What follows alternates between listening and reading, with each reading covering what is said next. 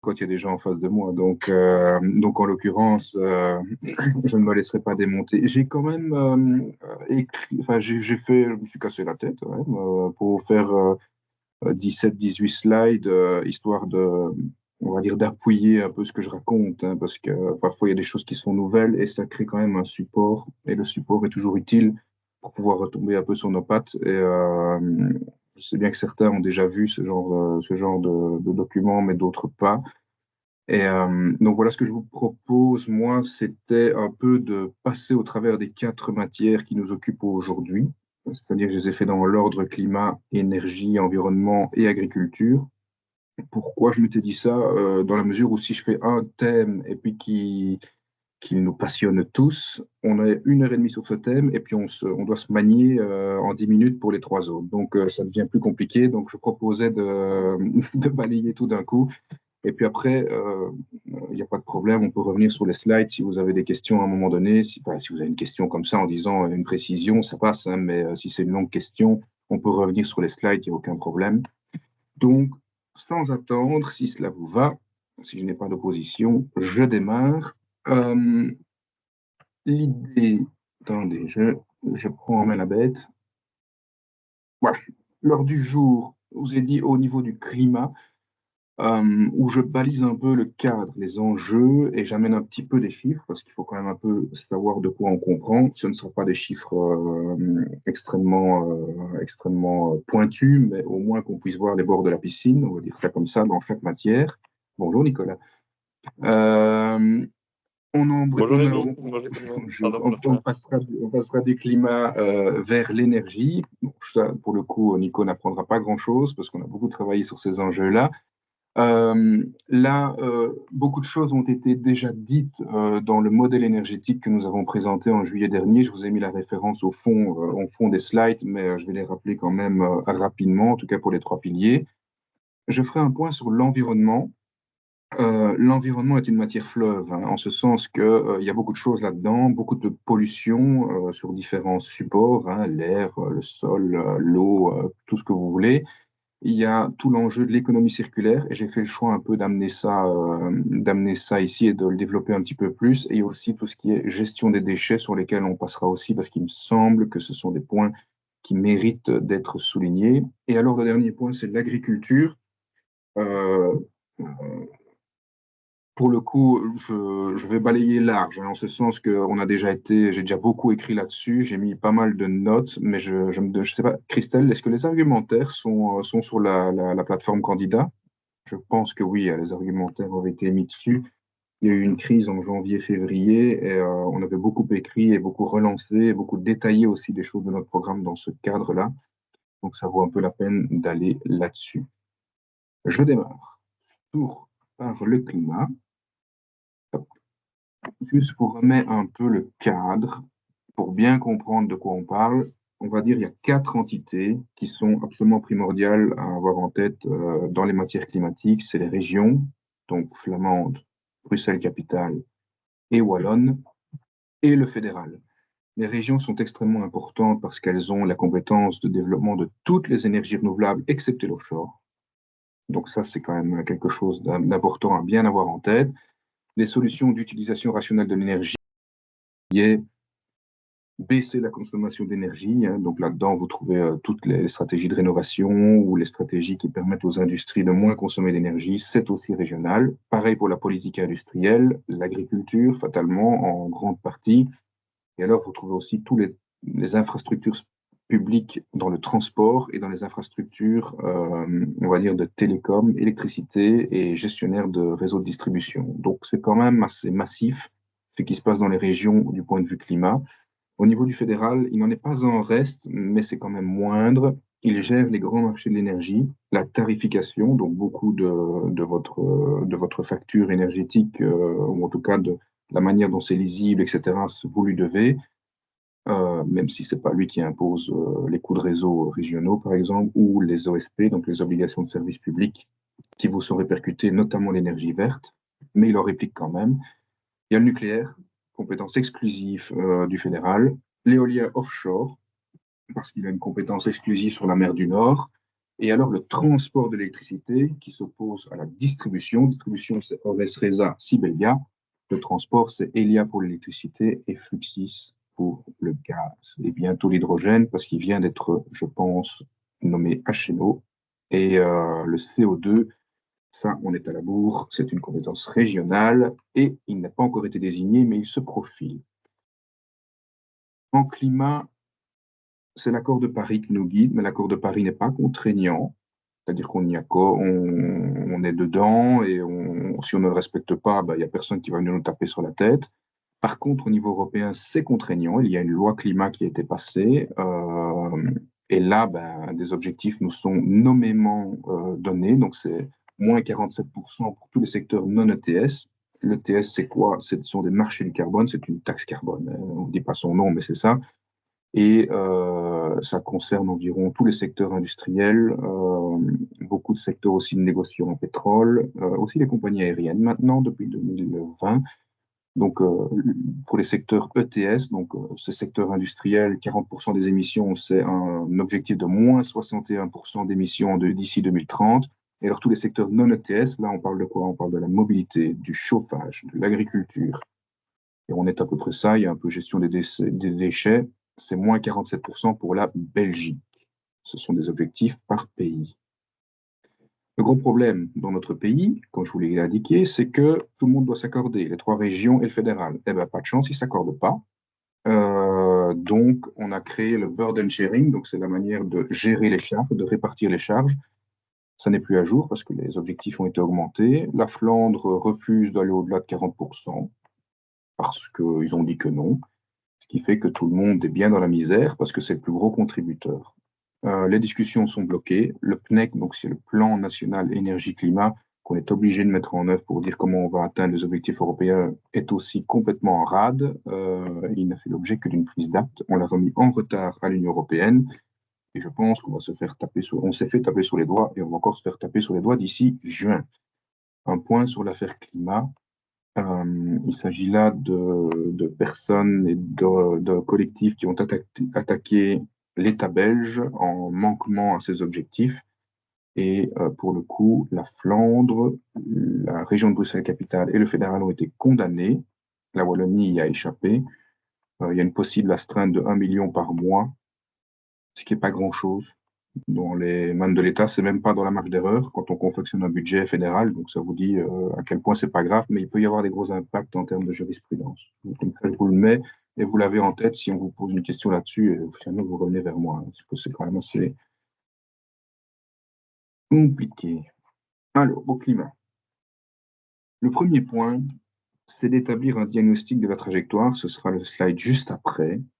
Et nous, à partir de là, on n'est pas du tout sur la bonne trajectoire pour atteindre nos objectifs de moins 55% d'ici 2030 et la neutralité carbone en 2050. On n'y est pas du tout. Vous allez vite comprendre avec le slide d'après.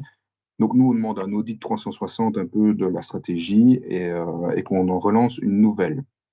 Pour relancer une nouvelle, il vous faut des données et il faut pouvoir voir où vous allez et comment vous allez atteindre vos objectifs. Et on voudrait mettre en place un organisme sous l'autorité du Premier ministre.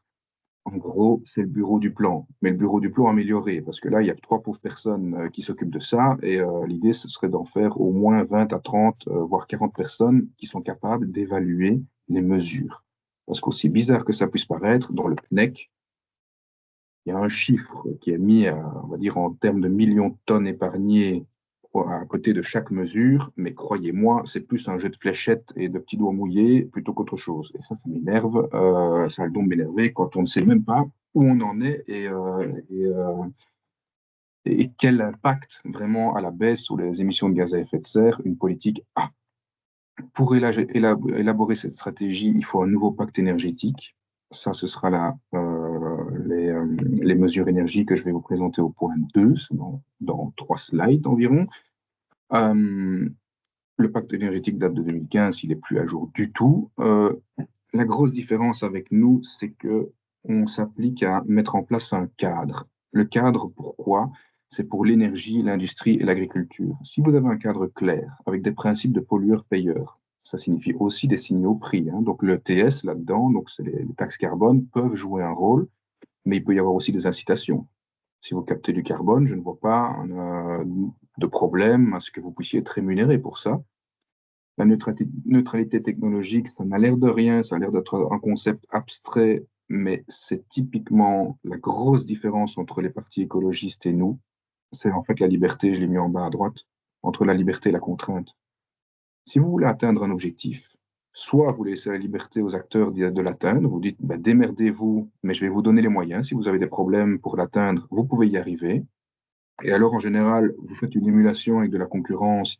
Et quand il y a des gros points, des gros nœuds, ben, vous favorisez l'innovation et vous avez plusieurs technologies qui émergent.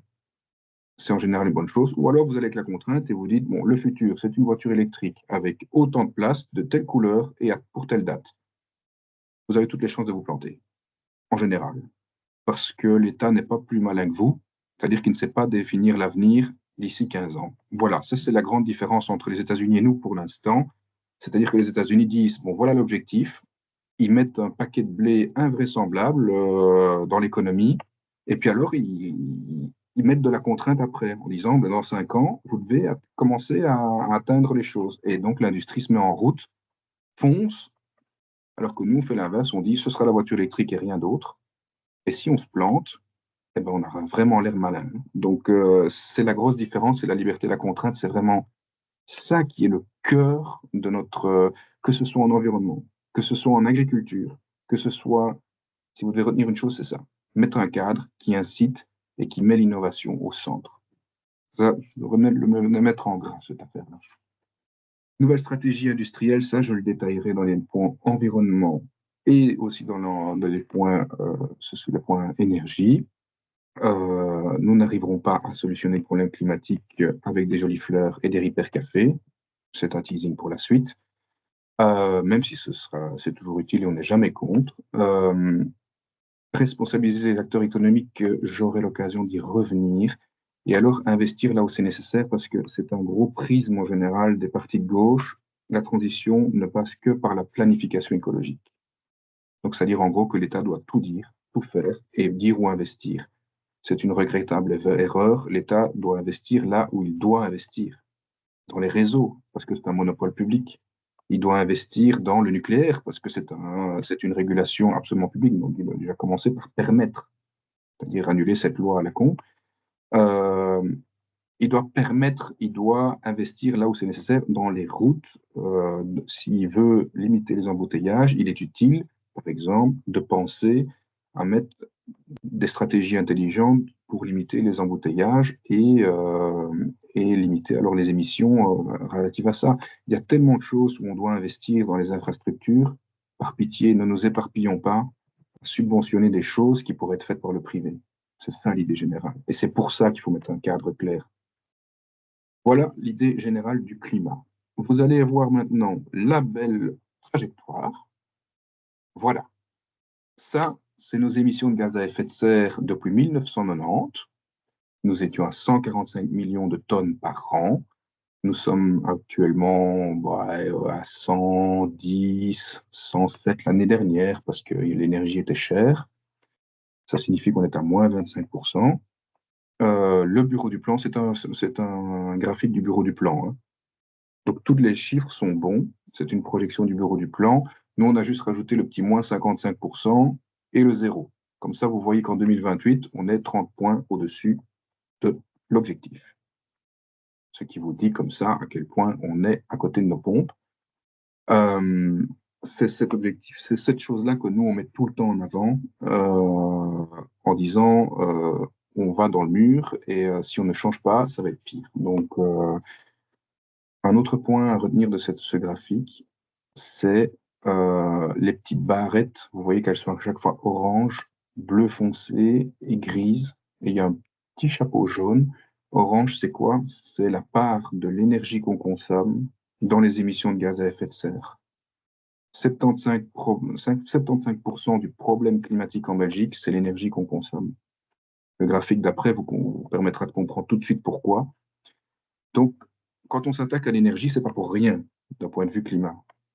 La barre verte foncée, turquoise foncée, ouais, c'est les processus industriels. Donc ça, c'est vraiment des émissions qui sont émises, par exemple, par les cimentiers ou les aciéries.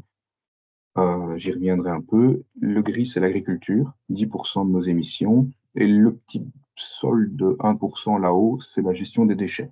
C'est-à-dire en gros, quand on incinère des choses, ça fait des émissions de gaz à effet de serre. Donc voilà, deux choses à retenir de ce graphique. On est hors des clous. Il faut changer de stratégie en conséquence. Et deux, la distribution de l'énergie, des processus industriels et de l'agriculture dans les émissions de gaz à effet de serre. L'énergie, j'arrive dedans. Voilà. Ça, c'est notre modèle climatique qui a été présenté en juillet, le 5 juillet, si je ne m'abuse, 2023. Alors, à gauche, nous avons notre consommation d'énergie finale, donc celle qu'on consomme vraiment, par an. C'était 2021 ou 2022, 2021, je crois, celle-là. Et à droite, c'est là où on doit arriver. Vous remarquez que le diagramme de gauche est plus gros que le diagramme de droite. C'est parce qu'on consomme moins d'énergie. Pourquoi? Parce qu'on électrifie toute une partie de nos usages. Et quand on électrifie, en général, ça consomme au total moins d'énergie. Donc, je vous ai dit que 3/4 du problème climatique en Belgique, c'est l'énergie. Vous comprenez tout de suite pourquoi. Parce que la moitié quasi, c'est du pétrole et les 27%, c'est du gaz. Voilà.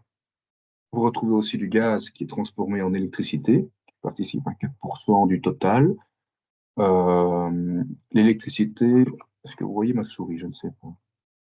L'électricité, c'est le nucléaire, le gaz électrique, le renouvelable électrique et les fuels solides électriques. Donc, c'est 20% seulement de notre consommation finale d'énergie, d'électricité. Qu'est-ce qui est pas carboné dans notre mix actuel? Eh bien, le nucléaire, 9%, 9-10%, ça dépend. Maintenant, ce sera moins parce qu'on a arrêté de centrales. C'est le renouvelable électrique, 4%. C'est toute notre flotte de panneaux solaires et d'éoliens onshore et offshore. Et alors, en gros, le renouvelable et déchets, c'est en gros des biocarburants et tout ce qu'on récupère comme chaleur de la gestion des déchets. Donc, en gros, vous avez 20% de l'énergie qu'on consomme qui est décarbonée. Voilà pourquoi le MR s'est dit on va quand même sauver le jaune, parce qu'on est bien dans la misère, et se tirer une balle dans une des deux jambes au début d'un marathon auquel on n'est pas prêt du tout, c'est peut-être pas très malin. Voilà pourquoi on a fait ça. Ce vers quoi on veut aller, on veut remettre du nucléaire, en tout cas relancer la filière pour qu'elle soit. On fait un gros socle électrique. Je vais revenir dessus juste après, regardez. Voici le modèle du MR. Il est sur 3 piliers. Un socle électrique basé sur beaucoup de photovoltaïque, d'éolien offshore, donc en mer, et de photovoltaïque et de nucléaire. Ça, c'est vraiment le socle électrique. Ça approvisionne en temps réel et à toute heure du jour et de la nuit, toute l'année, la Belgique en électricité. On fait venir à côté de ça des molécules vertes. Les molécules vertes, c'est autant de la biomasse que de l'hydrogène que de la chaleur. Je vais les détailler juste après, mais sans entrer trop dans les détails. Et alors, on optimise tout ce petit monde parce que nous avons un système énergétique qui est quand même assez mal optimisé par unité de richesse produite. C'est dû aussi à la structure de notre économie.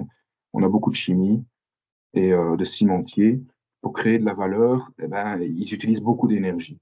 C'est beaucoup évidemment du pétrole et du gaz. Le taux d'électrification passe de 20% à 40%. Ça, je suis dans la ligne du dessus. La dépendance aux importations au total est de 42%. On dit que c'est quand même beaucoup, mais c'est toujours mieux qu'aujourd'hui, on est à 80. La consommation d'énergie finale passe de 380, c'est une moyenne, hein. J'avais compté entre 420 et 320, j'ai tapé au milieu, 380, voilà. Et il n'y a pas besoin d'importation d'électricité. Donc regardez bien ici, le stock électrique, nucléaire, nucléaire durable, PV, offshore, onshore, ça c'est l'électricité. Vous avez une partie de cette électricité qui est transformée en hydrogène ou en e-fuel, parce que quand j'ai beaucoup trop d'électricité en été, je ne sais pas quoi en faire, je dois la stocker ici. Donc dans le H2 et e-fuel locaux, 5%. Je favorise les filières de biomasse. Ça, c'est des filières de biogaz, c'est des filières de biocarburants, si possible évoluer, mais si je n'ai pas le choix, je m'arrangerai pour maintenir quelque chose de convenable et ne pas faire de l'ombre à la fonction nourricière de l'agriculture. Au niveau de la chaleur, je dois vous avouer que je n'ai pas eu le temps d'explorer à mort. Du coup, j'ai fait un petit peu de doigts mouillés, mais j'espère pouvoir l'augmenter. Et alors, tout le reste, vous allez me dire, c'est quoi? C'est de l'hydrogène, mais en gros, j'appelle ça du pétrole vert, en somme. C'est-à-dire qu'on va s'appuyer, comme aujourd'hui, on s'appuie déjà sur des pays qui ont des champs de pétrole et des champs de gaz, et on importe tout notre gaz et tout notre pétrole. On importera de pays qui sont bien mieux dotés que nous en énergie renouvelable, de l'hydrogène qui aura été produit par base d'énergie renouvelable, c'est pas moi, dans les pays où il fait chaud ou dans les pays où il y a énormément de vent. C'est là l'idée générale. Je vous détaille juste rapidement, vous pourrez revenir dessus. Le stock électrique renouvelable du photovoltaïque, le PV, 40 gigawatts, c'est beaucoup, hein. C'est des gros bazars. Pour vous donner une idée, on consomme en temps réel en électricité entre 8 et 12 gigawatts. 8, c'est quand on est en été et qu'il n'y a pas grand-chose qui se passe, beaucoup de gens sont en vacances, les industries sont plus calmes. 12, allez, 13, on s'est touché 14 en hiver quand on est tous chez nous et qu'on fait la cuisine le soir. 40 gigawatts, c'est énorme. On ne sait pas quoi faire de cette électricité quand elle arrive, donc il faut absolument la stocker. En offshore, moi j'ai mis 6 ici, mais je pense sincèrement qu'on pourrait monter à 12 si on en met en mer du Nord, mais pas dans notre pays, parce qu'on commence à saturer un peu, on ne sait pas aller au-delà de 6 environ dans notre mer du Nord, dans notre espace national. L'onshore, je dois vous avouer que je le limite à mort au meilleur gisement, mais il y a tellement un effet NIMBY tellement puissant sur l'onshore que voilà, si ça se met, ça se met. S'il y a des choses qui se mettent, d'accord. Voilà. Au niveau du nucléaire, je prolonge tout ce que je peux sur la flotte actuelle. C'est une manière de limiter au maximum les émissions de gaz à effet de serre d'ici 2030. Si je ne mets pas de nucléaire, je mets du gaz, hein. Donc, si je sors totalement du nucléaire, c'est plus 13 millions de tonnes par an en plus de gaz à effet de serre. Sur 10 ans, ça fait 130 millions de tonnes, c'est-à-dire l'entièreté des émissions belges sur un an. C'est très significatif, hein. Donc, c'est énorme. Pour vous arrêter un réacteur nucléaire, c'est des centaines de milliers de voitures que vous mettiez en plus sur les routes, en fait, hein, en gros. Donc, je construis un nouveau parc que j'espère mis en place en 2035 si on prend les décisions rapidement. C'est du nucléaire qui est assez semblable au nôtre, donc on sait le construire, il n'y a pas de pari technologique monstrueux. On n'invente pas quelque chose, ce sont des choses qui sont en train de se construire un peu partout dans le monde. Et après, j'amène alors du nucléaire de 4e génération si possible, parce qu'il a beaucoup moins de déchets nucléaires. Et en gros, on peut amener aussi la notion de SMR. La notion de SMR, c'est des réacteurs plus petits, plus sûrs, et qui peuvent en gros faire un appui là où le réseau est un peu plus faible. Parce que l'électricité fonctionne par le réseau, il faut un équilibre parfait à tout moment. Et là où il y a des fortes demandes, près des industries notamment, il y a quelque chose à faire là. Ça, c'est le socle électrique, premier pilier. Deuxième pilier, assurer tous les besoins non électrifiables.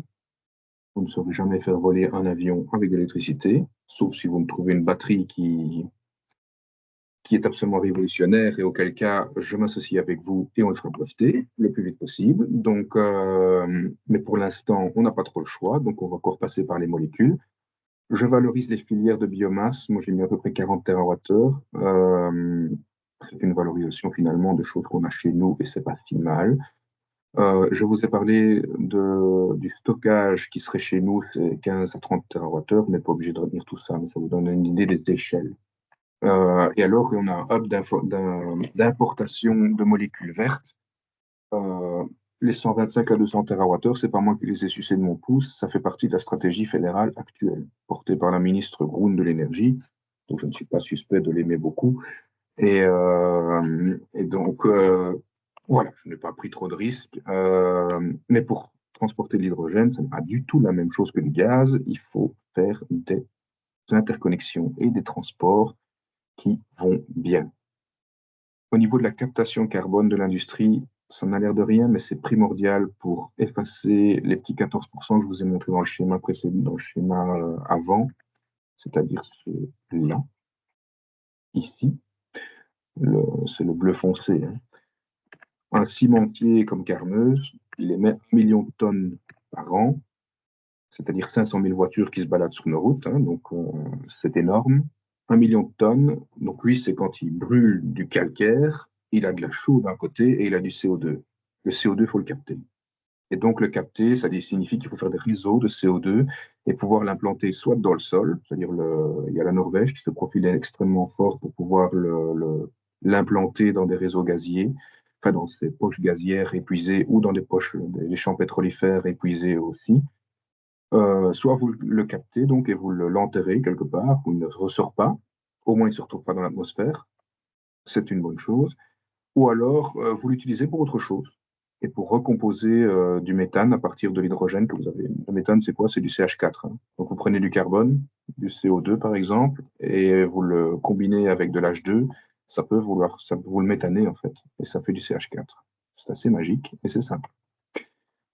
Contrairement aux autres, on inclut la décarbonation des secteurs de l'aviation et de la marine, qui sont extrêmement compliqués à décarboner des batteries, pour ne pas dire qu'ils ne le seront pas. Mais nous, on inclut ça. C'est pour ça qu'on a une demande énergétique qui est énorme dans notre pays. Je suis désolé, je passe un peu vite, hein. C'est beaucoup d'infos, mais voilà, je vais revenir dessus. L'optimisation de la consommation, ça passe qu'on n'est pas des brutes et qu'on essaye toujours de s'améliorer de jour en jour, d'heure en heure et d'année en année. Et l'électrification des usages qui va faire en sorte qu'on va utiliser moins d'énergie par service rendu ou par unité de choses bougées. Parce que l'énergie, c'est faire bouger, passer d'un état A à un état B, en gros. Évidemment, il y a toute la stratégie de la rénovation du bâti qui s'inscrit là-dedans. Juste un mot sur ça.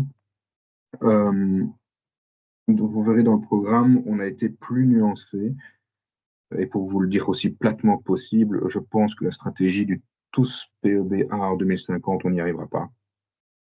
Ça n'a pas beaucoup de sens. Il faudrait démolir beaucoup de bâtiments ou en tout cas faire des rénovations qui sont tellement profondes. Alors, ne me faites pas dire ce que je n'ai pas dit.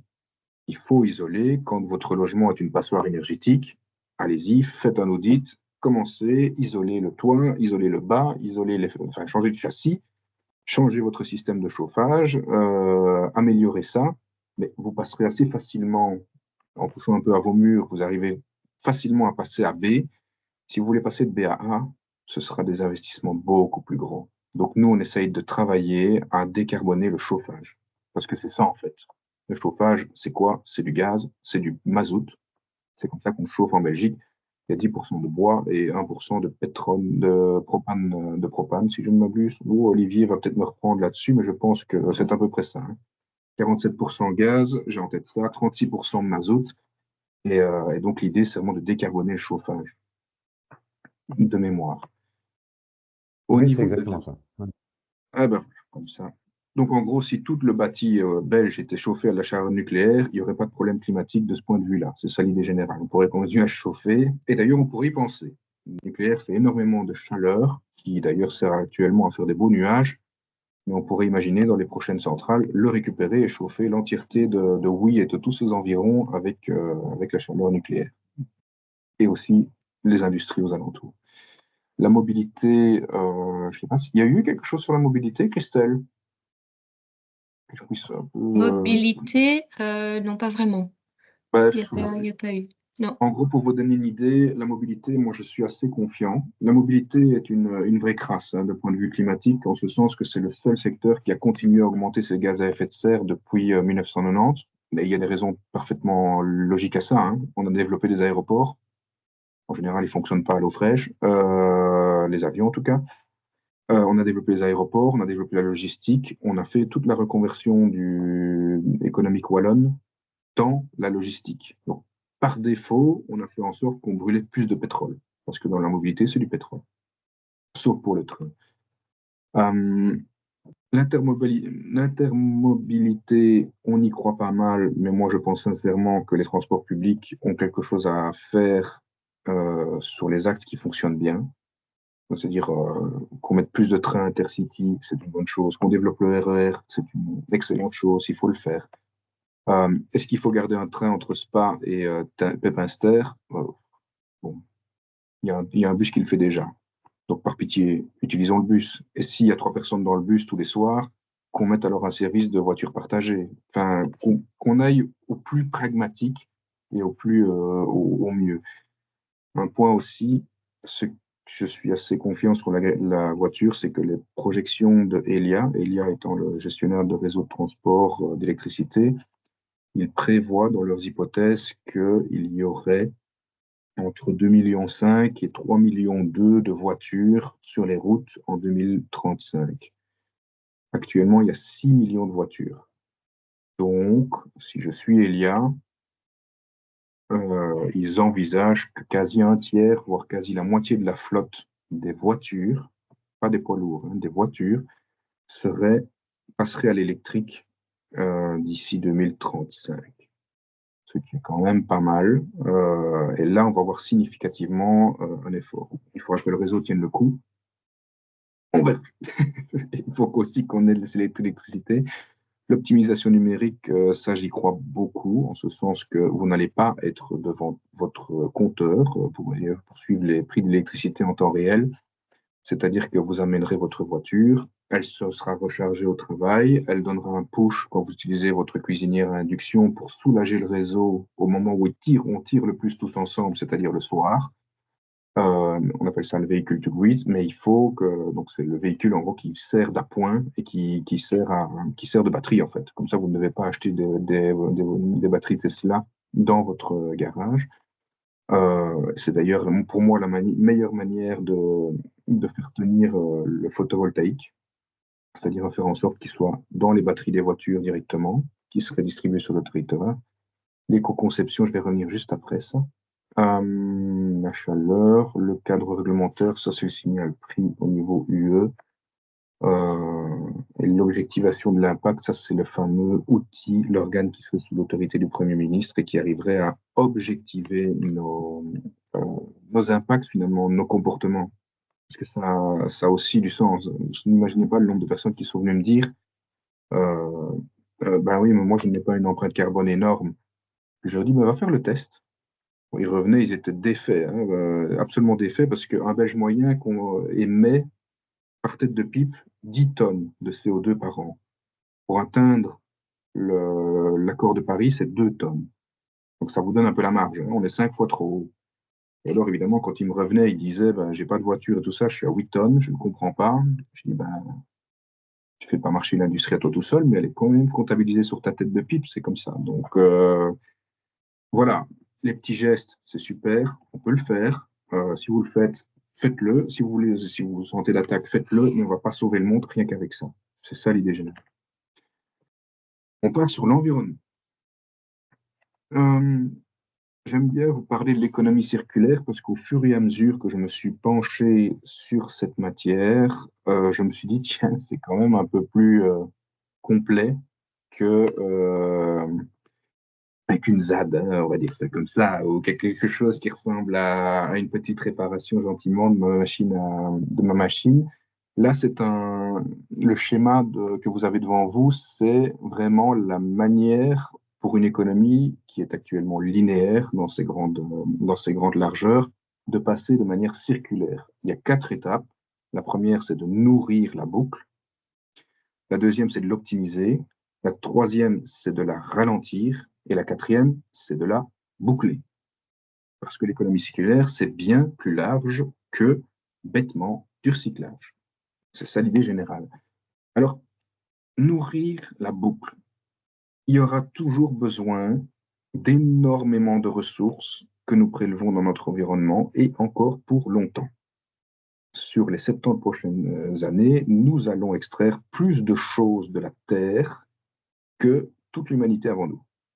Ça vous donne un peu une idée. On va extraire des métaux en quantité invraisemblable, des minerais en quantité invraisemblable. On va aller chercher des molécules en tout genre, dans tous les genres. L'idée, c'est de le faire en ne détruisant pas tout et en ne tombant pas dans ce eau-là. Et en ne foutant pas en l'air notre environnement et notre santé. C'est ça l'idée générale. Je vais vous le détailler dans l'une de nos stratégies industrielles, parce qu'il faudra qu'on prenne notre part dans cette affaire-là. Le deuxième point, c'est optimiser la boucle. Et là, c'est tout le phénomène de l'éco-conception et de l'économie de la fonctionnalité. C'est-à-dire, en fait, le fait de penser les usages. Quand on crée un outil, on pense déjà à l'après, ce qu'on fait en général pas. Évidemment, là-dedans, on n'est pas contre toucher à la garantie légale. Souvent, j'attire votre attention là-dessus, on le met au niveau européen, parce que si on le fait tout seul dans notre coin, eh ben, on leste nos entreprises et elles ne savent plus vendre ailleurs parce que les autres le font. Donc, au niveau européen, c'est de toute façon en cours, hein. Il y a beaucoup de réglementations qui vont en ce sens, notamment dans les plastiques. Le dernier passage est en ce sens.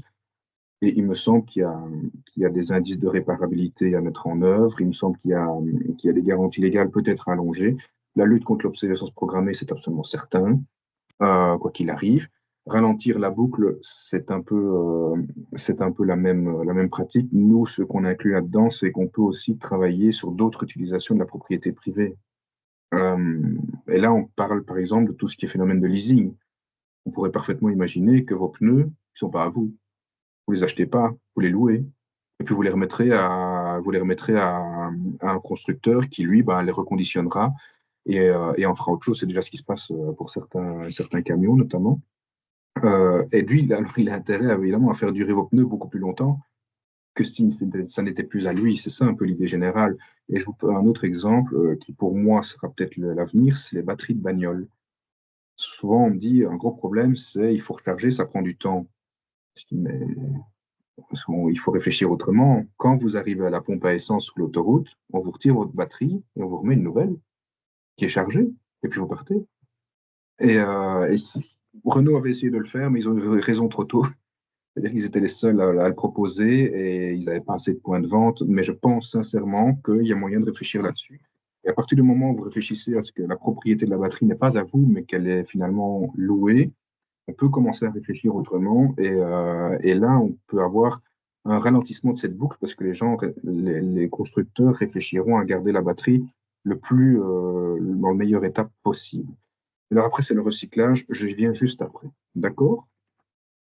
Alors, les filières dans l'économie circulaire qui, pour nous, sont absolument centrales si vous voulez réussir euh,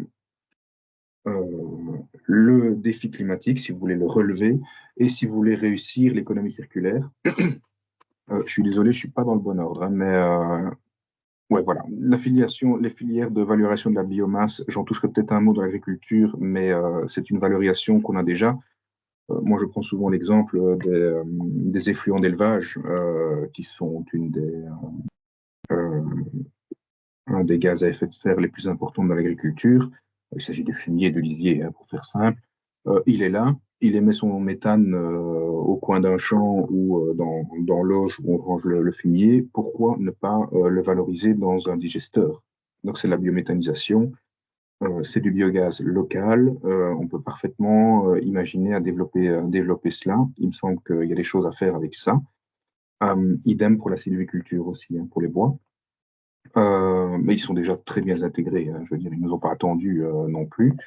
Les filières de recyclage des matières minérales non métalliques, ça, on parle alors du sable, du béton ou du plâtre, ce genre de choses. On parle beaucoup des métaux, mais en fait, moi, je suis beaucoup plus inquiet sur les minerais non métalliques. On risque peut-être d'avoir une pénurie de sable dans les dizaines d'années à venir. Le sable, ça n'a l'air de rien, mais c'est la base de la construction actuellement. Donc, si vous voulez faire une rénovation complète, vous avez intérêt à avoir du sable. Et c'est aussi, par exemple, les panneaux photovoltaïques. C'est de la silice, par exemple, sur le verre qui recouvre le panneau. Silice d'une très grande qualité, hein. Donc, si vous avez une pénurie de sable, vous commencez à avoir des contraintes sur votre système productif de manière générale, quoi. Donc, il ne faut pas se louper là-dessus. Euh, et il y a des filières de recyclage qui sont vraiment prometteuses. On a reçu dans le cadre du Forum de l'écologie des gens qui recyclent du béton et du plâtre. C'est assez extraordinaire, quoi. Donc il faut voir ça, mais c'est du côté de Mons. Il faut voir ça, c'est bluffant. Les filières de valorisation des déchets ménagers industriels, nous sommes déjà assez forts. On est déjà assez fort dans le recyclage dans nos grandes filières de gestion des déchets. 90% du carton qu'on utilise est recyclé. Pareil pour le verre. Au niveau des batteries, c'est ça au plomb pour l'instant. Ils sont à 99% recyclés, mais c'est pas difficile parce que c'est plus du plomb. Mais on est en train de se mettre en ordre pour les autres batteries. Il y a juste le plastique, on a un peu du mal, on est à 50%. On est leader mondiaux, hein. Leader, hein, absolument leader. 50% du plastique utilisé et collecté en Belgique est recyclé, ce qui est absolument énorme. On peut faire mieux, mais on est premier en Europe et premier au monde. Il faut continuer à développer ça. Les métaux, c'est primordial. Quand vous faites une transition énergétique qui passe du pétrole aux éoliennes et aux photovoltaïques, en gros, vous mettez de l'aluminium, de l'acier, des terres rares et tous les composants de la batterie, c'est-à-dire du lithium, du nicodime, c'est pas nicodime, néodyme, du cobalt, tout ça, il faut pouvoir le recycler pour pouvoir, allez, comment dire, freiner l'extraction, ou en tout cas recycler ce qui est possible. Et alors, évidemment, l'exploitation minière, il faudra prendre notre part.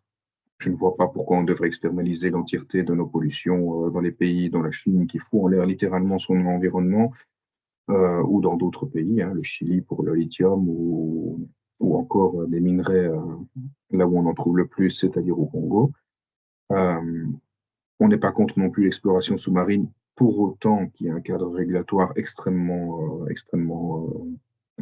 strict, on va dire ça comme ça.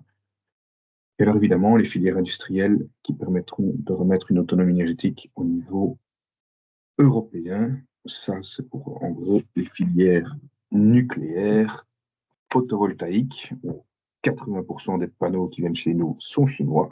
Je ne vous dis pas le risque géopolitique qu'on prend, c'est invraisemblable. Au niveau de l'éolien, c'est pas beaucoup mieux. On est en train de se faire écharper littéralement parce qu'on perd toute notre filière sidérurgique. Donc il y a quelque chose à faire là. Un dernier point, une économie circulaire de cette envergure-là tire la consommation énergétique à la hausse parce que l'industrie, d'une manière générale, ne fonctionne pas avec de l'amour et de l'eau fraîche. Elle consomme avec des hommes, des connaissances, un cadre réglementaire stable, une fiscalité convenable et une énergie peu chère. Donc, je le dis en rigolant, mais dans le programme écolo, je crois qu'il y a 15 à 20 fois Ripper Café. Alors, Ripper Café, pour ceux qui ne savent pas, c'est un mouvement mondial où vous allez boire un café et on vous répare votre outil. C'est absolument génial, mais si vous voulez faire ça de manière massive, je veux dire, si vous voulez vraiment entrer dans une économie circulaire, c'est un autre calibre. C'est un développement industriel, c'est un redéploiement industriel. Donc voilà, j'espère que vous comprenez l'idée générale qui se cache derrière l'environnement dans l'EMR. Ça, c'est vraiment l'économie circulaire telle qu'on l'a vraiment conçue. On l'a présentée au niveau des universités d'été en septembre 2023. Ouais, le temps passe. Mais voilà, c'est à peu près l'idée que je voulais vous dire là-dessus. Sur le reste, au niveau environnement, pourquoi sommes-nous différents? C'est parce qu'on veut à tout prix mettre au départ, c'est la science, quoi. C'est la démarche scientifique. Il faut des faits, il faut des chiffres, il faut qu'on montre, qu'on décrive les impacts négatifs, qu'on les circonscrive, pas qu'on les circoncise, et qu'on amène des solutions qui soient tout autant scientifiques. J'ai pris un exemple concret pour lors de la pollution PFAS, par exemple, la ministre Elie a dit les industriels sont coupables, ils en envoient trop. Bon, avec ça, vous n'êtes toujours pas plus avancé, hein. Donc l'idée générale, c'est quoi? On développe des outils qui monitorent les molécules, même si elles ne sont pas dangereuses, et les pollutions. On évalue le danger pour la santé, pour l'environnement. C'est-à-dire que si ça marche pour les pesticides, ça marche pour les biocides, ça marche pour les sprays que vous utilisez, je ne sais pas moi, pour faire votre fauteuil, ça marche pour tout ce qu'on rejette dans les mousses dans l'environnement, qui pollue l'eau, et ce genre de choses. On regarde s'il y a un problème pour la santé ou pour l'environnement. Si on ne trouve rien, on continue à chercher. C'est comme ça que ça marche, hein. Pour avoir travaillé pour le ministre de l'Agriculture, plus le ministre de la Sécurité alimentaire pour le coup, c'est comme ça que ça marche. Quand il y a un faisceau de risque, mais qu'on n'est pas sûr, on agite le principe de précaution, c'est-à-dire qu'on retire la molécule s'il y a un risque avéré et on met le principe de précaution. Et s'il n'y a pas de risque significatif, ni de risque du tout, eh bien, on continue à chercher, mais on permet, on n'interdit pas. Il s'agit de dépliquer ça dans toutes les sortes de pollution. La pollution de l'air, j'espère que la pollution de l'air va s'améliorer avec les fondamentaux, qui est, on aura moins de voitures, donc moins de particules fines normalement, encore que ils ont fait d'énormes progrès dans l'industrie automobile ces dernières années. Surtout la pollution due au charbon. Le charbon est une véritable saloperie et je me réserve le droit d'attaquer l'Allemagne qui nous attaque sur nos centrales nucléaires, qui n'a jamais tué personne. Par contre, le charbon tue 10 000 personnes par an en Europe tous les ans et manifestement tout le monde s'en fout. Donc ça, c'est l'idée générale. Les sols, il me semble qu'il y a un gros travail à faire. On le fait déjà hein, au niveau de la Wallonie, par exemple, dans la dépollution des sols. Il y a la SPAC, hein, donc l'UAP qui est maintenant intégré, je pense, dans Wallonie Entreprendre, qui s'occupe de la dépollution des sols. Mais il me semble qu'il y a quelque chose à faire aussi au niveau de l'agriculture, où on va pouvoir évoluer vers un système où on va être de plus en plus précis et mettre de moins en moins de produits pour rien finalement, puisque c'est une perte économique et aussi peut-être un danger, mais encore que. Les eaux, c'est identique, pareil avec les PFAS et ce genre de choses. Et alors, il y a aussi, on oublie un peu en général, mais les pollutions sonores et lumineuses. L'idée, c'est de pouvoir amener à l'endroit où il y a des problèmes, ou même s'il n'y a pas de problème, on se dit, bon, on n'est pas obligé d'éclairer toute la nuit pour rien. Et là, il y a toutes des formes d'éclairage intelligent qui peuvent être mis en place. Voilà, gestion des déchets, j'en ai parlé, je ne vais pas vous embêter plus. L'idée, c'est vraiment la levée des obstacles réglementaires et législatifs à l'implantation des filières, parce que quoi qu'on en pense, c'est parfois bête, mais vous voulez intégrer une nouvelle filière, je ne sais pas moi, vous avez trouvé un déchet plastique et vous savez l'utiliser pour en faire autre chose, mais la Wallonie le reconnaît comme un déchet, donc il doit être traité comme un déchet, mais il ne peut pas être transporté. Et ça arrive comme ça tout le temps. C'est-à-dire que vous le faites venir de la France, qui permet qu'il soit transporté, mais il ne peut pas passer en Wallonie parce qu'il faut des précautions particulières, et vous devez l'amener en Flandre, parce que c'est une autre législation. C'est tout le temps comme ça. Des trucs invraisemblables, des obstacles réglementaires, et c'est parfois très compliqué de dire aux politiques, écoute, si tu veux implanter des filières, il n'y a pas besoin de sous. Permets-le, c'est juste ça. Donc, c'est parfois compliqué. Mais voilà. La lutte contre la délinquance environnementale, parce que ça, il me semble que c'est un gros sujet. Moi, il me semble que les notions de propreté c'est quelque chose qui m'insupporte absolument. Donc, il me semble qu'il y a des choses à faire là-dessus. Je vous renvoie au programme parce que je l'ai plus en tête comme ça, mais c'était surtout un aspect beaucoup plus, allez, qu'on claque un peu plus fort les délinquances environnementales en tout, à tout le monde. Et il y a un gros aspect sur la prévention qui, pour moi, est oublié, comme beaucoup de choses dans ce pays. L'agriculture. Je vous remets les grands principes et puis je détaillerai quelques mesures après, sans avoir la prétention d'être absolument exhaustif. Je remets dans le premier item les grands mots qui sont importants dans la matière agricole. Il y a la géopolitique, parce que c'est un enjeu mondial, c'est un enjeu de souveraineté au niveau de l'Europe. On l'a trop souvent oublié à mon sens, on est une des 5 grandes puissances agricoles et on est en train de foutre en l'air notre souveraineté, exactement comme on le fait pour l'énergie. Vous voyez que c'est un franc succès, hein, on se met dans la main des Russes, c'est très malin. Sur un enjeu essentiel comme ça, tu ne peux pas te louper. La sécurité de la chaîne alimentaire, parce que quoi qu'on en pense, quand on se souhaite bon appétit plutôt que bon courage ou bonne chance, c'est quand même mieux. Un coût abordable, parce que grand principe du MR, si vous voulez lutter contre la précarité ou la compétitivité des entreprises, il faut que ce soit un coût abordable pour l'énergie, et c'est pareil pour l'alimentation. L'alimentation et l'énergie sont dans le top 3 des vecteurs de précarité en Belgique et en Wallonie. Hein. C'est-à-dire que le premier, c'est le logement, le deuxième, c'est l'alimentation, et le troisième, c'est l'énergie. Donc, si vous ne maîtrisez pas ces coûts-là, avec le logement, mais ça, ce n'est pas ma compétence, eh ben, vous avez des vecteurs de précarité chez les ménages. Et on n'a pas besoin de ça avec 25% des ménages wallons qui sont touchés par la précarité. 33% à Bruxelles, hein, c'est un drame. La compétitivité, ça c'est un secteur, c'est plutôt pour nos exploitants agricoles. Ils doivent pouvoir continuer dans une certaine productivité. J'entends par là, ce n'est pas du productivisme, c'est le fait de pouvoir rester, de faire son métier, de le faire le mieux possible et de pouvoir produire de la nourriture de haute qualité. Et la haute intensité environnementale, je vais y revenir juste après. On n'oppose pas les modèles entre eux, ça c'est le troisième item. On pense que tous les modèles, par tous les modèles, j'entends ce qu'on appelle, très les mots, mais l'agriculture conventionnelle, qu'elle soit intensive, qu'il y ait une agriculture extensive, qu'il y ait l'agriculture biologique, qui est maintenant, c'est le nouvel mode, l'agroécologie. Tout ce petit monde doit évoluer vers plus de durabilité. Et la durabilité, vous savez bien, c'est trois dimensions, économie, sociale, environnementale. Tout ce petit monde doit pouvoir aller vers plus de durabilité. Et à notre sens, c'est toujours pareil, quelque part, c'est en investissant dans la recherche, dans l'innovation et avec une vision claire, avec un cap à 30 ans, qu'on y arrivera. On n'est pas là par hasard. Hein. On n'est pas dans un paradigme énergétique avec du pétrole et du gaz parce que ça tombe du ciel. Ça fait 120 ans qu'on étudie ça. De la même manière, en agriculture, on n'est pas dans un paradigme chimique par hasard. Ça fait 70 ans qu'on étudie les effets des engrais, des pesticides et des semences, de la sélection sur l'agriculture.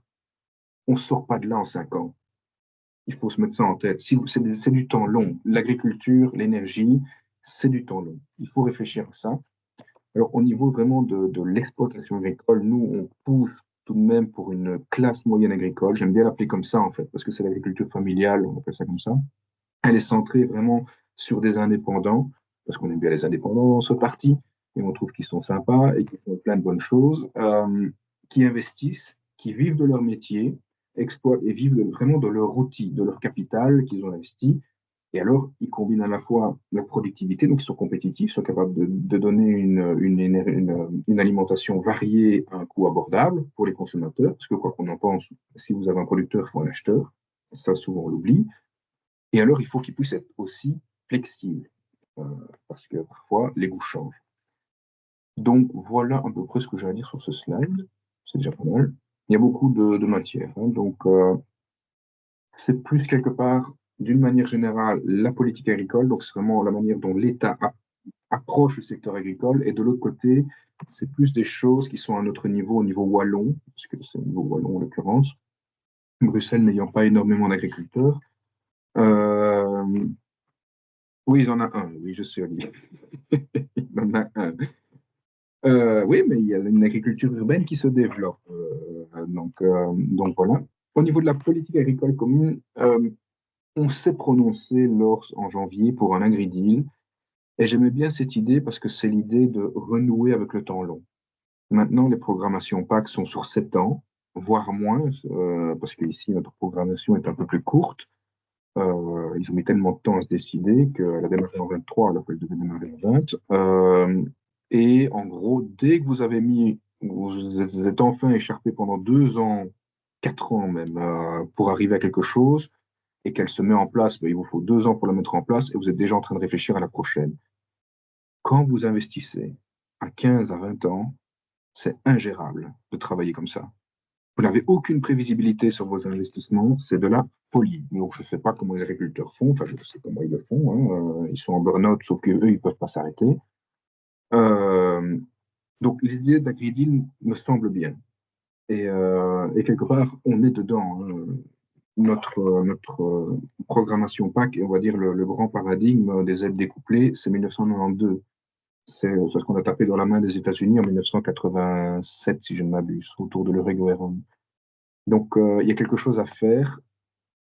Qu'est-ce qu'on veut au niveau de la politique agricole commune? On la veut plus flexible, plus lisible, parce que si vous avez une usine à gaz, par défaut, elle va vous donner des trucs d'usine à gaz. Donc, la simplification administrative, ça me fait bien rire, mais tant que vous n'agissez pas à la base, c'est-à-dire au fait que la PAC doit être lisible, eh ben, vous n'y arriverez jamais.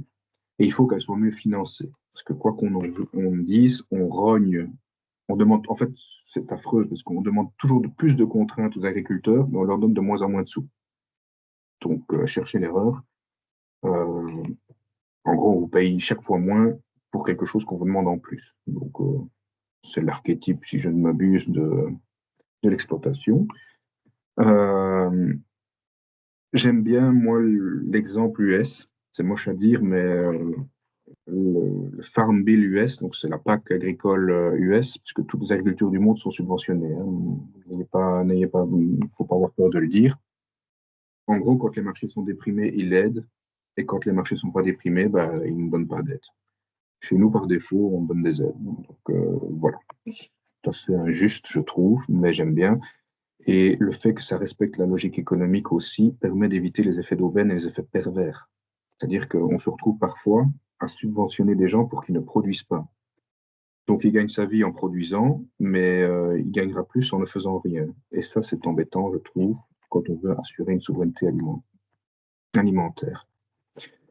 Les accords de libre-échange, euh, contrairement à une idée assez répandue, on échange beaucoup en agriculture, et cela depuis longtemps. Euh, Tout l'enjeu, c'est est-ce que la concurrence est loyale ou pas? Souvent, elle ne l'est pas. Parce que je vous ai dit que les agricultures étaient subventionnées à travers le monde, c'est vrai. Subventionnées à des degrés divers. Et évidemment, les normes sociales et environnementales ne sont pas du tout les mêmes. Tout l'enjeu, c'est de pouvoir rehausser et en tout cas faire revenir une concurrence loyale pour nos agriculteurs. Il me semble que c'est la moindre des choses. C'est ce qu'on a appelé les clauses miroirs. Alors, je dois vous avouer que j'ai quelques craintes sur la manière dont ce serait mis en œuvre. Et c'est pour ça que je garde dans l'esprit que notre agriculture doit rester compétitive quoi qu'il arrive. Mais néanmoins, c'est quand même là et il faut pouvoir faire respecter ça dans les accords de libre-échange. Et le plus important, il faut des moyens. On ne sort pas d'un paradigme et on n'invente pas une nouvelle recherche, on n'invente pas des nouvelles pratiques, on ne change pas des choses comme ça sur 5 à 10 ans en se disant on va le faire et on a fait une loi qui va le dire qu'on va le faire.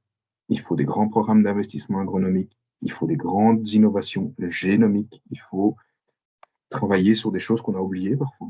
On faisait des choses comme ça avant l'arrivée des engrais et avant l'arrivée des pesticides qui ont facilité la vie à certains égards.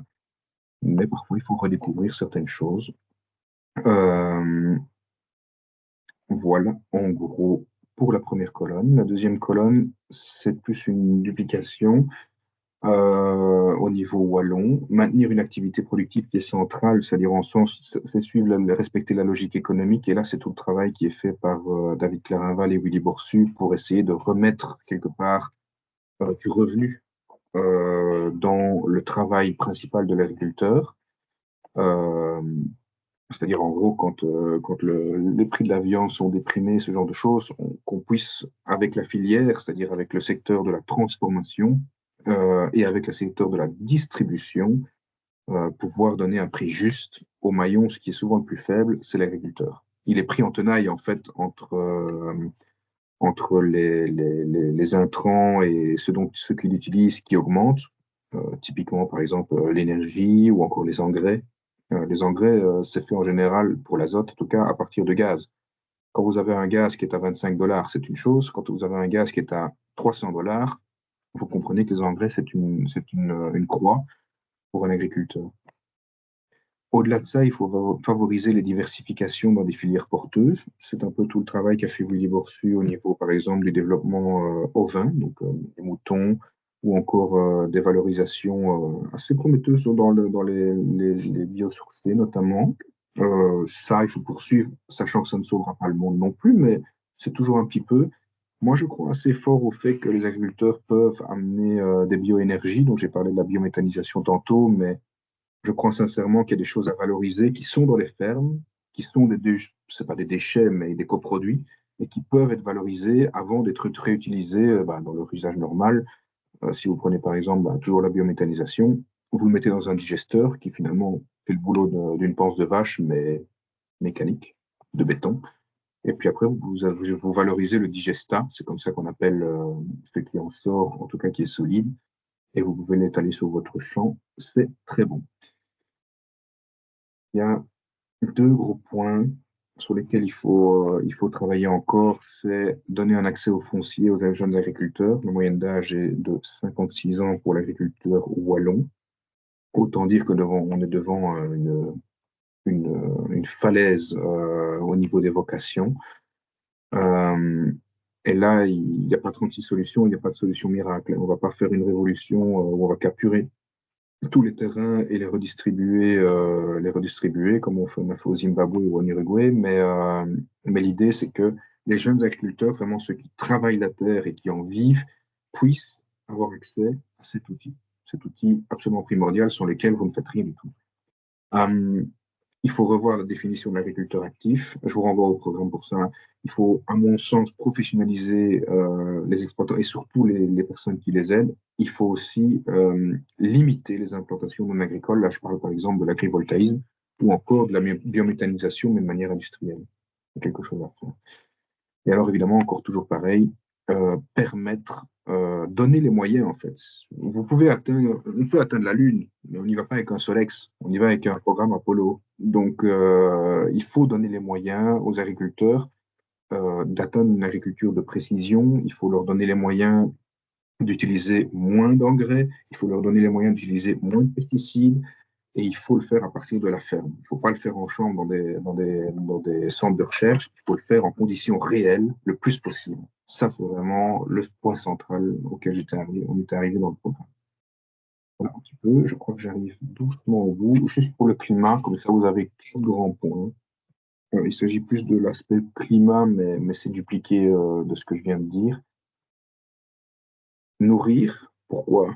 Parce que on va atteindre quand même, je dois peut-être un peu revoir mes chiffres, je crois qu'on sera autour de 10 milliards. L'ONU a revu ces chiffres en 2100. Ça signifie quand même plus 60% de calories consommées par an en 2050. Donc, quoi qu'on en pense, si on désarme dans les puissances alimentaires, ce n'est pas une bonne chose.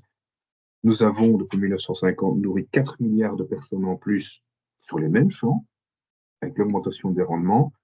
Eh bien, il faut faire pareil, parce qu'il y aura 2 milliards qui vont s'amener d'ici 2050 au grand banquet mondial, et il y a pour l'instant 1,2 milliard qui sont en état de déprivation alimentaire grave, c'est-à-dire que c'est des gens qui soit ont faim, soit mangent la même chose toute la journée, je ne sais pas quoi, donc c'est vraiment pas génial. Il me semble qu'il y a des choses à faire pour améliorer ça.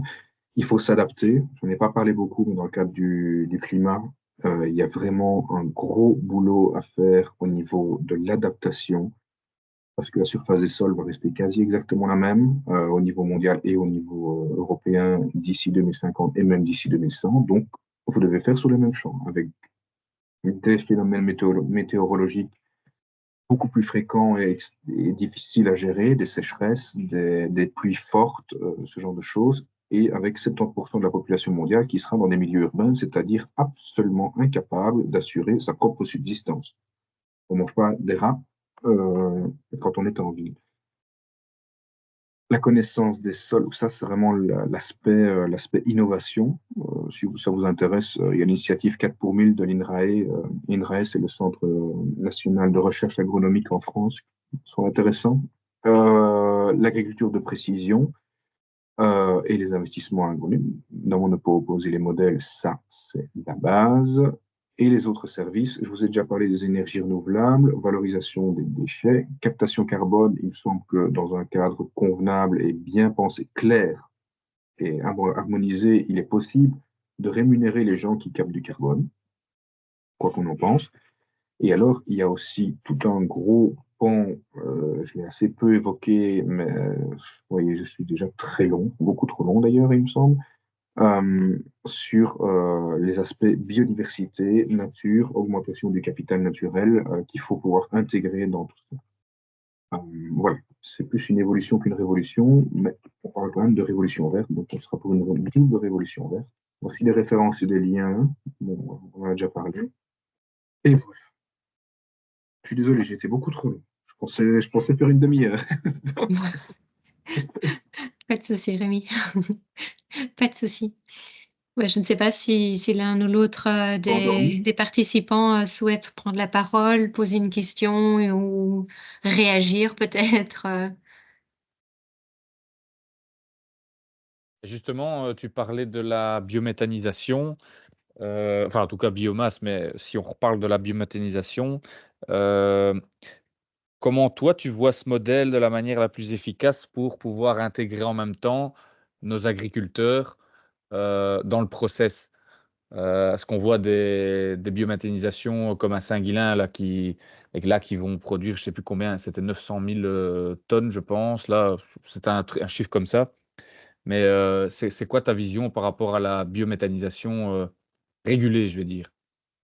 Elle est, d'abord, je crois qu'il va falloir prendre une loi pour limiter l'utilisation des terres, que ce soit pour les biocarburants, que ce soit pour l'agrivoltaïsme et que ce soit pour la biomètre. C'est-à-dire, en gros, je ne supporterai pas qu'on fasse que du maïs tous les ans pour les foutre dans un digesteur. Faut Ouais. arrêter de déconner.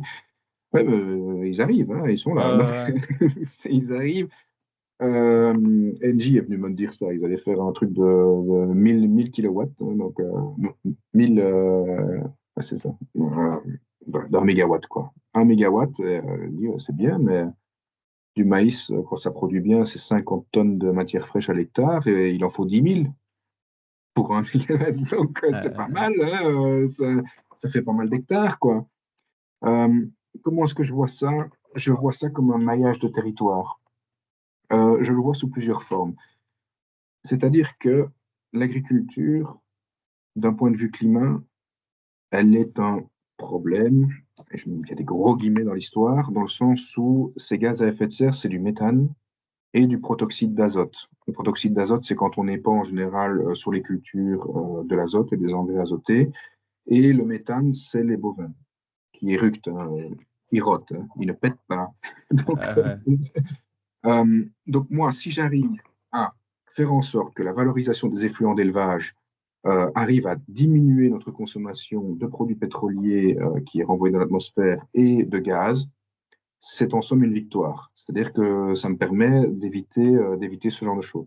Je crois beaucoup aux effluents d'élevage, même si c'est pas le plus méthanogène. Je comprends pourquoi on met du maïs, hein. C'est 10 fois plus de méthane par unité introduite que, euh, que, du, que, du, Les chiens d'élevage. que des effluents d'élevage. Mais je crois sincèrement qu'il faut faire ça parce que ça a une vertu économique, en ce sens que c'est du local qui peut être fait. Je crois que, mais je vois ça aussi comme un maillage, en ce sens que les fermes sont étendues sur le territoire. Je vais avoir du mal à avoir un réseau qui arrive à gérer d'énormes quantités de photovoltaïque, notamment, parce que le photovoltaïque est typiquement une énergie de bout de réseau. Et l'idée générale que j'ai derrière ça, c'est de me dire, si j'arrive à faire par exemple, un filet, hein, vraiment comme ça, et que à partir de là, j'ai des énergéticiens qui viennent mettre des stockages locaux, des stockages que j'espère être des électrolyseurs de l'hydrogène notamment, eh ben, j'ai déjà une installation qui gère du gaz. Et d'autant plus que quand je prends du biogaz, c'est 40% de CO2 et 60% de biométhane. Je retire le biométhane, je le valorise, je ne sais pas, moi, dans un petit réseau local où je fais ma voiture au CNG ou mes tracteurs, parce que le tracteur, il faut aussi qu'il se libère du pétrole. Mais j'ai du CO2, j'en fais quoi? Alors, soit je le stocke et je le mets quelque part, ou alors je le recombine avec de l'hydrogène qui est sur place, ça fait du CH4, du biométhane, enfin, c'est de l'e-méthane pour le coup, et je l'utilise comme ça. Moi, j'ai Gaz.be qui est venu me voir en disant, bah, nous, on pourrait mettre des tuyaux qui passent quasi de ferme en ferme. Bon, il y aurait 4-5 fermes ensemble, tout ça. Tu vois, c'est une bonne idée. On voit bien qu'ils cherchent du boulot quand ils mettront plus de tuyaux de gaz. Donc, moi, j'y crois assez fort, en fait, parce que je me dis, c'est vertueux. On évite de la production, de l'émission de CO2, on valorise quelque chose qui est dans la ferme. Et Ce on sera pas aux diversifie les agriculteurs. revenus des agriculteurs. Eh ouais. Donc, ouais, et puis ça permet aussi de maintenir le réseau à flot, de le stabiliser à des endroits clés. Donc, je n'ai pas encore fait ma religion, en ce sens que est-ce que ça doit être vraiment des toutes petites installations ou des installations qui font genre par exemple 200 kilowatts. Allez, une installation typique laitière, c'est 22 kilowatts actuellement, la plus petite que j'ai vue. J'étais la visiter. Moi, j'essaye même de mettre une chez mon frère qui fait 40 kilowatts. C'est petit, j'ai beaucoup de mal à gérer, c'est du fumier. Je suis désolé, je peux répondre trop et puis j'arrête. Mais voilà, Synergie, c'est Synergie à Fleurus, c'est une grosse, vraiment une grosse, elle fait 5 mégawatts. Donc, mais ils ont des déchets d'industrie. C'est pas totalement con, moi j'aime bien, c'est pas mal quoi. Par contre, s'ils veulent grossir et mettre du maïs, ça m'embête. Donc, je veux pas ça. Donc voilà. Voilà un peu, je suis désolé, c'est un peu décousu, mais je réfléchis Non, beaucoup à cette filière-là depuis quelques temps. Mais merci. Rémi, pour embrayer là-dessus, tu dois savoir aussi qu'il y a une logistique possible pour tout ce qui est biogaz, parce qu'on va avoir la suppression du propane, puisque c'est quand même du pur fossile, mais que le propane se transporte en camion ADR et en camion sous pression. Donc la logistique est déjà là pour pouvoir justement aller récolter, comme tu as la récolte du lait, tu pourrais également avoir la récolte du gaz dans les petits biodigesteurs et de pouvoir alors plus centraliser et mieux gérer l'incorporation du biogaz dans le réseau actuel de chaleur. Parce Encore plus qu'on va génial. encore pendant pas mal d'années, à mon sens, avoir des multi-énergies de chauffage. Le tout électrique, j'y crois pas encore vraiment, et tu l'as quand même suffisamment souligné qu'il faut travailler step by step, d'abord par la rénovation, l'isolation, et une fois que tu as ça, s'attaquer sereinement au chauffage, et pas l'inverse, comme le souhaitent nos cocos écolos. Donc, il y aura encore pas mal de filières qui doivent être développées, dont le biogaz pour le chauffage, à mon sens. Dans les villes, ça va être important de pouvoir verdir le gaz naturel, au même titre qu'on doit avoir la possibilité de verdir le mazout de chauffage. Ouais, mais c'est encore mieux. C'est vrai que je n'avais pas pensé au camion de propane. Mais c'est logique, hein. Tu amènes du biogaz parce que la méthanation, enfin, l'épuration, à l'échelle d'une ferme, ça n'a pas de sens. L'épuration en biométhane, tu vois, c'est des gros outils, ça coûte un pont en plus, donc ça a du sens de ramener des camions entiers, comme on passe pour le lait, ouais, c'est une bonne idée. Est-ce que vous voulez que je revienne sur quelque chose? La logistique existe. Oui. En méthanisation, tu es plus pour la production de gaz que d'électricité, en fait. Pour moi, ça. En fait, quand on produit l'électricité, j'aime bien, mais il faut arriver à valoriser la chaleur. La chaleur, c'est le problème. Parce Là, que par contre, pour optimiser au maximum, ça doit quasiment, c'est aussi un travail sur un temps long parce que on travaille quand même beaucoup sur le lisier et le pouvoir méthanogène du lisier frais est beaucoup plus important que sur le lisier stocké. Donc, c'est quasiment la conception des bâtiments maintenant qui doit être étudiée pour ça, quoi. Exactement. Mais une nouvelle construction qui se fait maintenant, ça ne sert plus à rien de mettre des milliers de mètres cubes enterrés de fosses où on stocke les déjections. Il faut avoir un système de raclage, une cuve tampon, pompée, méthanisée, et puis stocker le digestat, en fait. Après, sur le biogaz, vous voyez, si on réfléchit avec des rotations qui s'allongent, hein, parce que maintenant, on a tendance à avoir des rotations qui s'allongent, je n'ai pas trop de problème à ce qu'une année, il y ait quelque chose qui soit dédié à une méthanisation. De la même manière, j'avais pensé aussi, c'est Valbium qui pousse pas mal ça, à ce que des maillages écologiques, on va dire ça, soient autour des champs, mais puissent être valorisés. Je parle par exemple, on parle de la sylphie actuellement, mais il y avait le miscanthus, ce genre de choses. Moi, j'ai pas de problème à ce que, par exemple, il y ait de la sylphie, c'est une espèce de maïs, mais c'est moins bien foutu. Il fonctionne, tu le mets, il t'évite d'avoir de l'érosion dans ta culture. Et puis, à la fin de l'année, bah, il y a un entrepreneur qui vient, il te le balance dans un digesteur, parce qu'il fait comme du maïs, il a un pouvoir méthanogène un peu moindre, mais il est donc quand même 6 à 7 fois plus méthanogène que le fumier, l'élevage. Et donc, voilà, c'est une valorisation intéressante. Et alors, il a joué un rôle écologique parce que ça attire tous les insectes pendant toute la saison. Mais vu que tu ensiles ça en octobre, les insectes sont partis, il fait déjà plus froid. Donc, c'est l'un dans l'autre, je trouve que c'est pas mal plutôt que de réfléchir et de se dire, ah, on va faire de la chair, on va rien en faire du tout, quoi. Donc, il y a des choses qui peuvent. Mais ça se fait déjà aussi en ce qu'on appelle des civets maintenant, quoi, donc des cultures intermédiaires. Des gens qui, après une récolte de céréales et avant un emblavement d'une culture de printemps, mais cultivent, récoltent pour méthaniser, et puis Exact. en culture alimentaire, quoi, ou commerciale.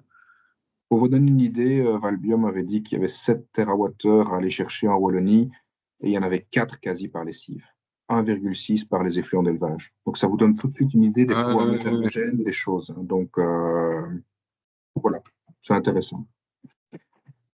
Est-ce qu'il y a d'autres remarques? Ou je vous ai tous abrutis sur le reste? Moi, j'ai une question au niveau des clauses miroirs. Comment est-ce qu'on peut les faire respecter pour les libres-échanges? Parce que je suis agricultrice, donc j'ai déjà fait un débat où il y a déjà quelqu'un qui a dit oui, mais comment est-ce que vous allez faire les respecter, etc. C'est compliqué à faire respecter. Hein. Oui, mais en même temps, attention qu'on le fait déjà, hein, en ce sens que quand vous avez des accords de libre-échange avec le CETA, avec le Canada, ou Mercosur n'est pas encore au point, mais le CETA, par exemple, quand les gens veulent investir et quand les producteurs locaux veulent importer chez nous, il faut qu'ils puissent montrer patte blanche sur la traçabilité ou sur vraiment ce qui arrive. Le problème, c'est qu'ils n'ont pas du tout, en général, des filières qui sont organisées comme nous. Ils peuvent utiliser parfois de l'hormone et ce genre de choses. Et donc, ils sont quasi obligés de refaire une nouvelle filière à côté. Alors, évidemment, ce n'est pas le même fermier que nous. Hein, donc, quand ils t'envoient des paquets de viande, c'est pas trop. Hein, donc, et donc, en général, à partir de ce moment-là, si tu as un contrôle sur la filière, là, tu dois faire confiance aux autorités sanitaires du cru. Alors bon, je dois avouer que j'ai pas trop peur des Canadiens. Je me méfierais plus des Brésiliens. Je suis désolé. Faire ça. Donc, déjà actuellement, ils sont obligés de respecter les standards environnementaux, et pas environnementaux, mais à tout le moins, je parle pour la viande ici. Ils sont déjà obligés de respecter les standards, on va dire, sanitaires de chez nous. Les clauses miroirs, c'est une version améliorée, dira-t-on. Et là, il faudra qu'on arrive à inclure tout ce qui est produit dans les cultures. Mais je crois qu'il faut arriver à dupliquer ça, qu'il faut arriver à mettre des protocoles de contrôle. Hein. Il faut que des équipes européennes puissent aller régulièrement voir dans les équipes, faire des audits finalement. Hein. Vous savez, dans le monde industriel, c'est souvent comme ça. Hein. Déjà fréquenté des trucs, vous êtes un fournisseur et votre fournisseur vous envoie souvent des audits en fait. Ils viennent voir votre entreprise si vous avez des contrôles qualité corrects, si c'est OK, si vous n'êtes pas déclude, si le contrôle qualité n'est pas un débile. Je pense sincèrement qu'on peut, enfin ça se fait déjà, hein, mais que ce genre de choses doit se faire, c'est-à-dire qu'en gros, vous auriez les gens de l'AFSCA chez nous, mais qui iraient faire un contrôle, je ne sais pas moi, dans la région du côté de Rio de Janeiro, un audit de l'AFSCA locale, ce genre de choses, quoi. C'est comme C'est pas ça plus mal parce qu'ils seraient bien plus sympathiques avec nous quand ils viennent dans la ferme. Ah ouais, parce qu'ils Ils se rendraient compte qu'ici, on n'est pas des... Enfin, on fait tout dans les règles, on est obligé d'avoir une traçabilité, etc. Quoi. Alors que là, je suis pas sûr qu'ils ont la même traçabilité. Non, ce n'est pas du tout le même. C'est pas le même monde en fait. C'est pas le même monde. J'ai encore vu une vidéo récemment en Argentine, une ferme de 33 000 hectares. C'est incroyable. C'est incroyable. Après, c'est chouette à voir. J'aimerais bien aller voir ça une fois parce que c'est quelque chose d'énorme, quoi. Ils sont dans des champs où ils voient pas le début ni la fin. Comme ça, ils avancent sur des centaines de kilomètres avec du sorgho. Donc voilà vraiment ce que je peux dire là-dessus. Donc ça se fait déjà. Il ne faut pas dire qu'il n'y a aucun contrôle, mais il faut alors aller plus loin et notamment sur tout ce qui est normes environnementales où là, c'est encore différent, quoi. Après, il faut reconnaître que l'AFSCA n'est pas super pointu quand il s'agit de la culture du soja. Hein. Mon avis. Non, ça c'est vrai. Donc voilà. Ça va. Merci. De rien. Avec plaisir. Rémi, Oui. sur l'hydrogène, j'ai pas mal de réflexions qui me disent, mais est-ce que c'est pas un peu aberrant de produire de l'hydrogène avec bah, des panneaux photovoltaïques? Notre roi bien-aimé est aujourd'hui en Namibie avec avec Tineke. Est-ce que c'est pas un peu aberrant de prendre de l'hydrogène, de produire de l'hydrogène à partir d'électricité pour en refaire de l'électricité par après? Si. Voilà, ça c'est une des réflexions qu'on entend pour l'instant. Deuxième réflexion, l'hydrogène vert, il y a encore pas mal d'eau qui va couler sous les ponts. Quitte en attendant et produire de l'hydrogène avec du nucléaire, c'est peut-être pas la meilleure des idées. Qu'est-ce qu'on répond? En fait, moi je dis souvent, j'avais fait une petite étude là-dessus qui est disponible, je crois, sur le centre Django, ou si jamais je vous l'envoie. J'avais appelé ça clé de voûte de la transition. En ce sens que si on n'arrive pas à stocker cette électricité excédentaire, eh ben, on arrête de faire du renouvelable. On ne sait plus rien faire. On ne sait pas quoi foutre de cette électricité qui est en surnombre sur le réseau. On ne sait pas quoi en faire. Donc, Ça fait d'accord avec toi. Oui. alors dans ce cas-là, ben, on ne s'emmerde pas et on met du nucléaire partout. Ça fait environ, je crois que je m'étais amusé à le calculer, c'est environ 45 réacteurs nucléaires, comme ça vous le savez, pour la consommation belge. Donc voilà, c'est rigolo, on peut s'amuser à aller faire pic-ploc et à se demander quel village va le gérer. Moi, à la limite, j'en veux bien dans mon jardin s'il est tout petit et qu'il alimente mon quartier. Donc, mais donc, on aura besoin, juste comme ça, je réponds, il y a un truc qui m'est venu en tête. Tu comprends que dans mon modèle, je n'ai aucune, comment dire, je n'ai pas d'électricité qui est faite à partir de l'hydrogène. C'est du nucléaire et du renouvelable, par défaut. L'approvisionnement électrique, donc, est assuré de manière normale. Ce n'est pas le cas dans les modèles écolos, parce qu'ils sont obligés, vu qu'ils n'ont pas de base, ils n'ont pas quelque chose qui produit quand il n'y a pas de vent ou pas de soleil, eh ben, ils sont obligés de mettre des centrales à l'hydrogène alors, qui fonctionneront. Et alors, deuxième chose, il va quand même falloir assurer nos besoins non électrifiables. Oui. Ça, c'est la première même, en fait. Comment est-ce qu'on fait en sorte, quand quelque chose ne fonctionne pas avec des électrons, mais avec des molécules? On parle, bien sûr, des gros paquebots et des avions, mais ça va plus large que ça, hein. Moi, je pense sincèrement que les camions ont une carte à jouer dans cette aventure-là aussi. Je ne serais pas... Vous voyez, on laisse ouvert, on laisse le chapitre ouvert. Si demain, on arrive à me trouver un système qui crée beaucoup de biomasse durable, ben, allons-y, hein, décarbonons des quartiers entiers avec des chaudières au biogaz ou des réseaux de chaleur alimentés par une bonne petite chaudière avec du biogaz durable. Allons-y. Mais ce n'est pas la stratégie actuelle, hein. La stratégie Non. actuelle, c'est tout à l'électrique, dans le bâti et dans la mobilité. Ouais. Donc, est-ce que ça répond à ta question, Olivier, en fait? Parce que dans mon modèle, je ne crée pas de l'hydrogène et puis je le remets dans une usine. Je valorise la chaleur autant que je peux. Donc, toute la chaleur perdue de mes réacteurs nucléaires, parce qu'un réacteur nucléaire, en fait, quand il produit 3, on ne valorise qu'un en électricité. Oui. Tout le reste, c'est perdu, hein. C'est des beaux nuages. Donc, si on peut valoriser ça un maximum, c'est tant mieux. Ouais. Et pour moi, ben, si tu n'as pas d'hydrogène, je ne vois pas comment tu stockes cette électricité. Donc, en gros, il n'y a pas de renouvelable. Enfin, il n'y a pas de renouvelable. Et l'éolien et photovoltaïque. Ou alors, tu fais un global grid, comme Damien Ernst le dit. C'est-à-dire, en gros, tu te dis, il y a toujours du vent quelque part. Et quand il n'y a pas de vent du tout ici, ben, ça viendra de Russie ou du Groenland. Mais on a déjà du mal à faire la boucle du Hainaut, hein, 84 km. Hein, c'est à 5000 km, le Groenland. C'est exactement ça, effectivement.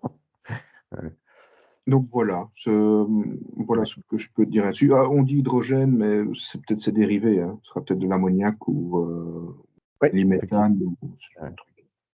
L'hydrogène est une vraie crasse à trimballer. Ah, c'est particulièrement compliqué également à transporter parce que tout le réseau de gaz ne peut pas supporter actuellement l'hydrogène. Donc, c'est un réseau parallèle qu'il faudra si on veut l'acheminer ici sur notre territoire.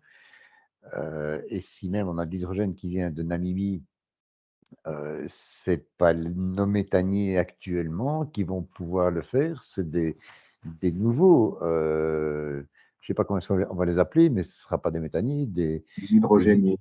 Des hydrogéniers, tout ce que tu peux imaginer. Donc, technologie à développer, c'est exceptionnel, et nos ingénieurs sont là pour pouvoir le faire. Mais il y a encore de l'eau qui va couler sous les ponts avant d'avoir la solution. Hein. C'est ce que moi j'ai toujours dit, et pour ça que ta présentation elle est claire, nette et précise. Tant qu'on n'a pas vraiment une seule solution, ben, il faut maintenir le mix énergétique. Ça, c'est évident. Juste une question, si on vous pose la question en disant pourquoi vous mettez du nucléaire, 100% renouvelable est possible, c'est parce que je ne suis pas le Brésil, je ne suis pas la Finlande, et je ne suis pas la Russie non plus. C'est-à-dire que j'ai un tout petit pays de 3600 km² avec la densité démographique la plus haute du monde, hormis Singapour et peut-être les Hollandais. Je ne sais plus combien on est 300 personnes par kilomètre carré, un truc comme ça. Enfin, 240 si on a rien que la Wallonie. On a beaucoup d'usines, surtout électro-intensifs et chimiques et cimenteries notamment, qui consomment énormément d'énergie. Donc, sur notre petit territoire, on consomme beaucoup d'énergie. Et alors, on n'a pas de mer, pas de montagne, et le soleil, je vous laisse deviner, étant donné qu'il pleut depuis 10 mois, vous aurez compris que c'est pas génial non plus. Donc en gros, ressources naturelles, difficile, grosse consommation d'énergie, gros phénomène NIMBY parce que plein de gens partout, et donc il faut beaucoup d'énergie sur ce petit confetti. Eh ben, je fais ce qu'il faut pour mettre beaucoup d'énergie décarbonée sur ce confetti. Et j'ai besoin de grosses productions. Oui, Voilà. oui. Voilà comment j'y suis arrivé. Le plat pays, c'est beau pour faire des jolies chansons, mais c'est pas génial du point de vue hydroélectrique. On va aller tous vivre en Suisse. Hein. Ah, ils sont géniaux, les Suisses. Ah, ça c'est. Bon, après, il faut aimer la propreté. Hein, donc, je dis pas que je suis sale, mais c'est une autre mentalité. Exact. Après, le secteur agricole n'est pas très développé non plus, hein, Olivier. Il faut aimer les pentes, quoi. Oui, effectivement, oui, tout à fait. Ouais. Bon, je dois vous quitter malheureusement. Mille merci, hein, Rémi. J'espère que c'était clair. Je vais t'envoyer la truc, Christelle. Oui, oui, tu peux m'envoyer donc le PowerPoint, donc on le mettra sur la zone partagée là pour les candidats. Et alors, on mettra aussi le lien de l'enregistrement, mais ça, il y a toujours un petit décalage, le temps que la personne qui gère l'enregistrement fasse le nécessaire et nous le fournisse. Donc, ne vous attendez pas à l'avoir demain directement dans l'espace candidat. De toute façon, demain, vous êtes attendu au 1er mai et donc vous n'aurez pas le temps de visionner une quelconque formation. Voilà. On se retrouve tous demain, de toute façon. Hein. Mais voilà, Ouais. tout à fait. En tout cas, un grand merci pour votre présence ce soir. Merci Merci à vous, Rémi merci Rémi. pour la formation. Merci. Et on se retrouve mardi prochain alors sur les thématiques plutôt internationales. Voilà, bonne soirée à tous. Bonne soirée. Merci beaucoup. Et à Bonne demain. soirée. Merci Rémi. À demain. Au revoir.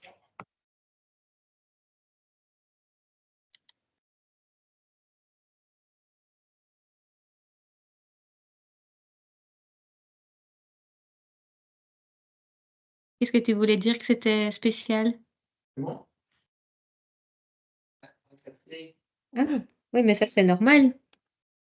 Ça a cassé, ça c'est un peu fort en plus.